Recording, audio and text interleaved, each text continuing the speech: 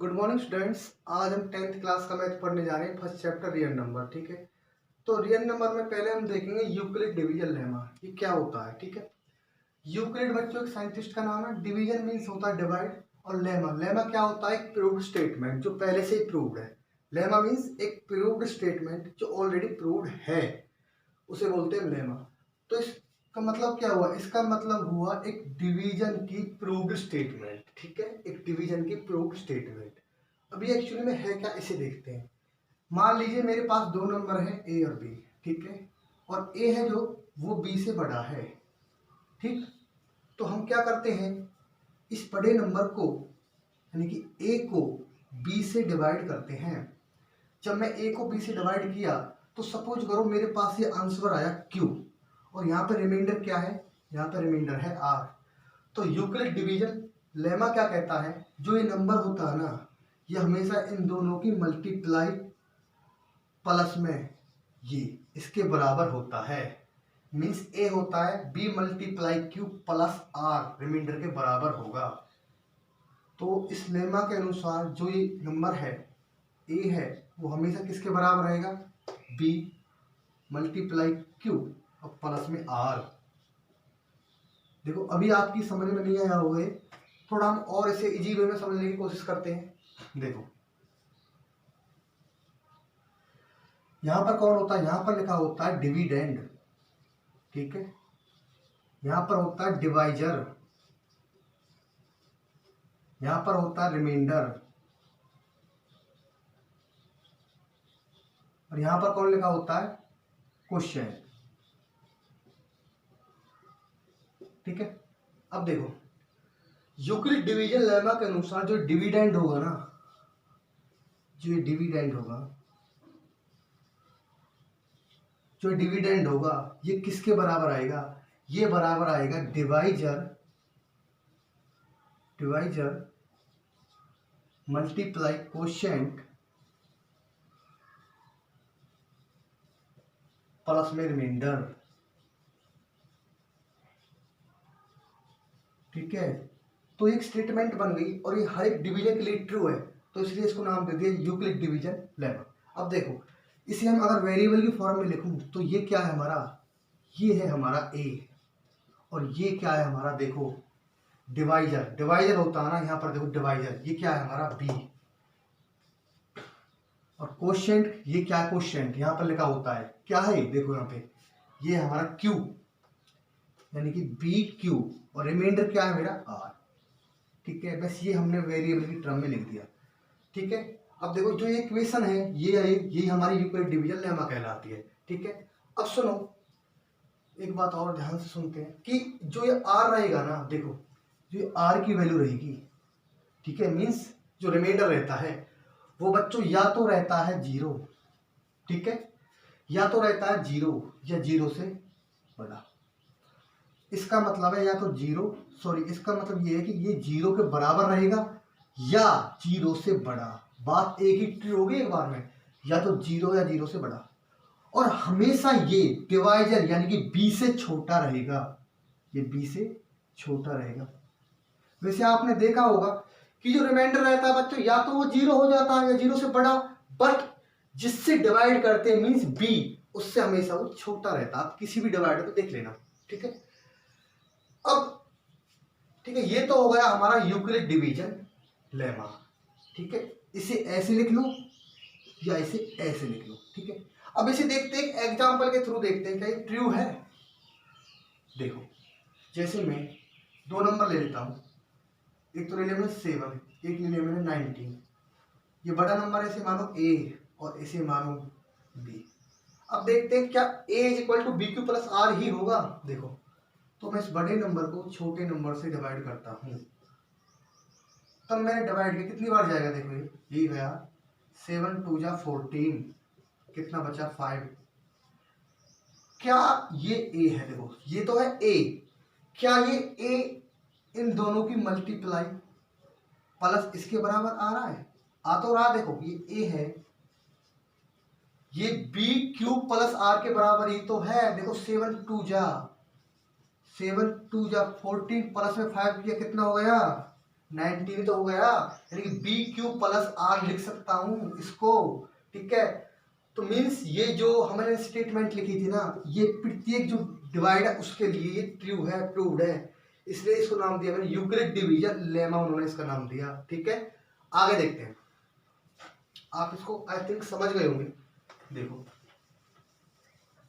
आगे चलते हैं।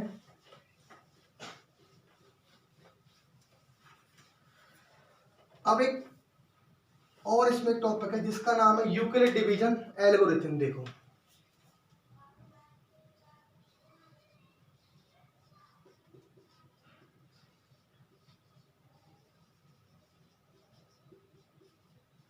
ये क्या होती है, सुनो बड़े ध्यान से सुनो, ये क्या होती है। देखो एक्चुअली में जो यूक्लिड डिवीजन लेमा था ना, वो हमने किस यूज में, मतलब इस उसको हम किस यूज में लाएंगे। देखो यूक्लिड डिवीजन लेमा ना, उससे उसको यूज करके हम HCF निकालेंगे। क्या निकालेंगे? HCF निकालेंगे। और उसे HCF निकालेंगे, सुनना बड़े ध्यान से, और उसको बार बार स्टेप्स में यूज करेंगे, ठीक है। तो जो स्टेप्स की सीरीज है ना, इसी सीरीज को नाम दिया मैंने यूक्लिड डिवीजन एल्गोरिथम। बात समझ में आ रही है? मैं दोबारा एक बार आपसे एक्सप्लेन कर देता हूं। देखो यूक्लिड डिवीजन एल्गोरिथम का मीन्स क्या है? एल्गोरिथम का मीन्स होता है नंबर ऑफ स्टेप्स या स्टेप्स की सीरीज, या फिर मैं बोल सकता हूं प्रोसीजर। सुनो, यूक्लिड डिवीजन लेमा जो हमने स्टेटमेंट पढ़ी थी अभी, उसको यूज करके हम HCF निकालेंगे।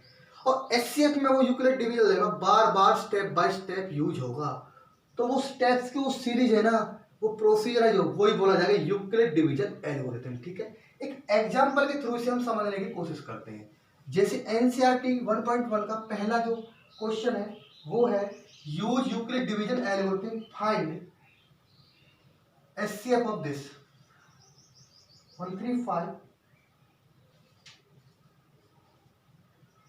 तो बच्चों ध्यान से सुनो, जब इसका हम HCF निकालेंगे ना, तो हम जो स्टेप बाय स्टेप किसका यूज करेंगे? यूक्लिड डिवीजन लेमा का, ठीक है। तो यहां पर लिखता हूं मैं यूज यूक्लिड डिवीजन लेमा। और बार बार जब इस यूक्लिड डिवीजन लेमा को हम यूज करेंगे तो एक सीरीज बन जाएगी स्टेप्स की, तो एक प्रोसीजर बन जाएगा, सीरीज बन जाएगी, उसी को नाम दिया मैंने यूक्लिड डिवीजन एल्गोरिथम, ठीक है। अब देखो यूक्लिड डिवीजन लेमा क्या था हमारा? था ये था A equal to B Q plus R. यही तो था हमारा यूक्लिड डिवीजन लेमा। अब सुनो, अब इसे करना कैसे है? देखो जो बड़ा नंबर है ना वो तो है हमारा A, और ये छोटा नंबर है वो है B। तो इस बड़े नंबर को छोटे नंबर से डिवाइड दो रफली। इस काम को आप रफली कर सकते हो। इस नंबर को इस नंबर से डिवाइड दो, इससे, ठीक है। और इस डिवाइड को तब तक करते रहना तब तक रिमाइंडर 0 नहीं बचे। कितनी बार जाएगा ये? 1 बार जाएगा, ठीक है। यहाँ पर आ गया 135, ठीक है। तो नीचे क्या बचा? नीचे बचा 5 में 5 में 0, और यहाँ पर बचा 90 बचा, ठीक है। देखो बड़े ध्यान से सुनो, अब रिमाइंडर 0 नहीं आया तो क्या करें? दोबारा डिवाइड करो। अब किसको करें? इससे करो, इसको तो ऐसे करो, ऐसे। अब कितनी बार जाएगा ये? अब ये 1 बार ही जाएगा, 90। कितना बचा है रिमाइंडर? अब देखो रिमाइंडर बचा 45। यहाँ पर देखो रिमाइंडर बचा 45। अब ये 0 अब भी नहीं आया, ठीक है। तो फिर दोबारा डिवाइड करो। किसको? ये वाले को इससे करो, इससे हमेशा डिवाइड करते जो यहाँ पर होता है उसको। तो कितनी बार जाएगा? 2 बार जाएगा। यहाँ पर बचा 90 बार आ गया, मतलब यहाँ पर बचा 0। अब देखो रिमाइंडर 0 आ गया, मीन्स अब इस डिवाइड को रोक दो, ठीक है। अब देखो इस डिवाइड को यूज कर हम इस फॉर्मूले को अप्लाई करेंगे। देखो शुरू में देखो ए की वैल्यू क्या है? यहाँ पर देखो ए की वैल्यू ये है, तो यहाँ पर लिखो ए। भाई ये काम आपको रफ में करना है, और इसको यूज करके फॉर्मूला आपको अप्लाई करना है स्टेप बाय स्टेप, ठीक है। देखो अब यहाँ पर देखो ये है हमारा B और ये है हमारा Q। तो B की वैल्यू कितनी है, BQ, Q कितना मेरा 1 प्लस R कितना मेरा 90। अब फिर आगे चलते, अभी रिमाइंडर 0 नहीं आया। देखो अब यहाँ पर देखो, अब ये अप्लाई करना हमें यहाँ पर देखो ये क्या है हमारा A, ठीक है, ये B है और ये क्या है हमारा Q। तो A equal to BQ plus R, तो यहाँ पर आ गया B multiply Q plus R कितना हमारा 45। देखो इसको हम स्टेप बाय स्टेप अप्लाई कर रहे हैं, कब तक अप्लाई करना है, तब तक रिमाइंडर 0 नहीं आए, और जब रिमाइंडर 0 आ जाए ना उस टाइम जो B की वैल्यू होगी वही हमारा एचसीएफ होगा, ध्यान रखना। अभी हमारा रिमाइंडर 0 नहीं आया, 45 है, फिर अप्लाई करो, अब की बार यहाँ पे अप्लाई करो तो यहाँ पर 0 बनेगा। ये देखो अब यहाँ पे देखो ये A है 90, BQ प्लस R, B क्या मेरा 45, BQ, Q की वैल्यू कितनी है 2 प्लस R कितना हमारा 0। देखो अब ध्यान रखना, अब स्टेप में ना देखो रिमाइंडर 0 आ गया, तो जब रिमाइंडर 0 आ जाए उस टाइम B की वैल्यू देखो कितनी है, B की वैल्यू है 45। तो जो ये B की वैल्यू है ना यही हमारा एचसीएफ होगा। सिंस, ऐसे लिखेंगे हम, सिंस रिमाइंडर 0, सो एचसीएफ क्या होगा हमारा, वो होगा हमारा 45। ठीक है, एक बार मैं इस क्वेश्चन को दोबारा आपको समझा देता हूँ। देखो बड़े नंबर को छोटे नंबर से आपको डिवाइड करना, ये काम आप रफ साइड में भी कर सकते हो। ठीक है, डिवाइड करते गए, देखो शुरू में कितना आया रिमाइंडर 90, 0 नहीं बना यहाँ पे, तो मैंने दोबारा डिवाइड किया, किसको, इसको इस रिमाइंडर से, तो फिर 45 आया, रिमाइंडर 0 नहीं आया, तो फिर मैंने दोबारा डिवाइड किया इस 90 को इससे, तो ऐसे में डिवाइड करता चला गया, कब तक, तब तक रिमाइंडर 0 नहीं आ गया। अब रिमाइंडर 0 आ गया, अब इस फॉर्मूले को अप्लाई कर दो स्टेप बाय स्टेप, इसको देखते हुए। ठीक है, और वो B की वैल्यू जिस पे रिमाइंडर 0 आ जाए वही हमारा एचसीएफ होगा। ठीक है, हम एक एग्जांपल और लेके देखते हैं। ठीक है, आई थिंक ये आपकी समझ में आ गया होगा, मैं इसे रब कर देता हूं।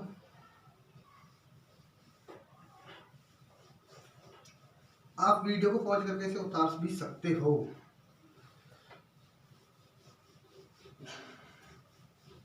आगे चलते हैं, अगला है 867 और 255 का एचसीएफ निकालो इसी यूक्लिड डिवीजन एल्गोरिथम से।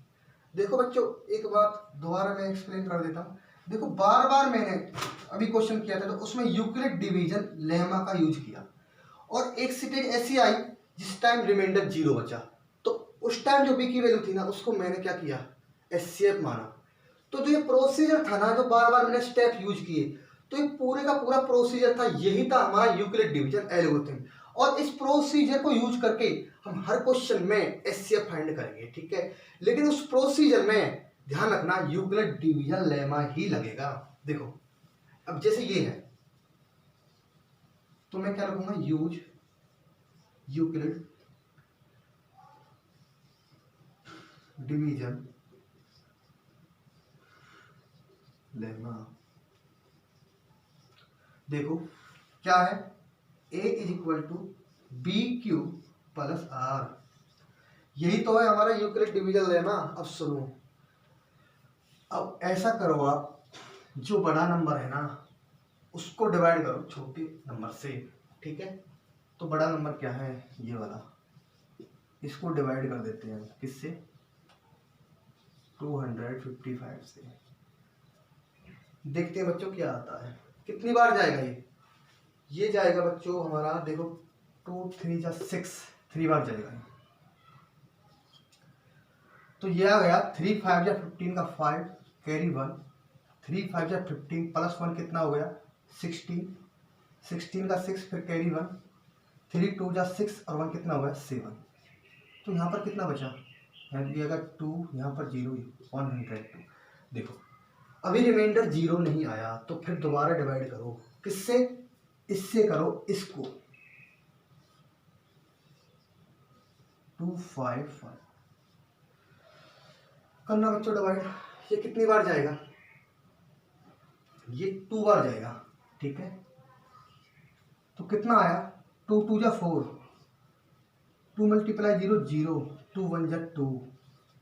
कितना रिमाइंडर बचा देखो, इसमें से हो गया तो 1, ये आ गया 5, कितना बचा? 51। देखो अब भी क्या नहीं आया? 0 नहीं आया, तो फिर दोबारा डिवाइड करो, किसको? इसको। ये शायद अब रिमाइंडर 0 आ जाएगा इससे, देखते हैं। 2 बार गया, कितना गया? 0। तो ये आपका जब रिमाइंडर 0 आ जाए उस टाइम इस डिवाइड को यहीं स्टॉप कर दो। अब देखो इसको देखते हुए हम इस फॉर्मूले को अप्लाई करते हैं। देखो शुरुआत में देखो ए की वैल्यू कितनी है? 867। अब बी क्यू प्लस आर देखना है। देखो बी की वैल्यू देखो क्या है? 255 मल्टीप्लाई, देखो बी क्यू, क्यू की वैल्यू देखो कितनी है? 3, तो यहाँ पर 3 लिख दिया, प्लस आर। आर की वैल्यू देखो कितनी है? आर की वैल्यू है 102, ठीक है। देखो अभी रिमाइंडर 0 नहीं आया, ठीक। तो दोबारा हम A is equal to B Q plus R को लगाते हैं। अब हम इसको यहाँ पर लगाते हैं, ठीक है। देखो यहाँ पर जो ए है ये होगा, बी ये होगा, क्यू ये होगा और ये होगा हमारा आर, ठीक है। तो जो ए की वैल्यू वो है 255 बराबर, बी की वैल्यू क्या है? वो है हमारी 102। क्यू की वैल्यू क्या है? बी क्यू, क्यू हमारा है 2, प्लस आर। देखो आर नीचे देखो, ये है आर।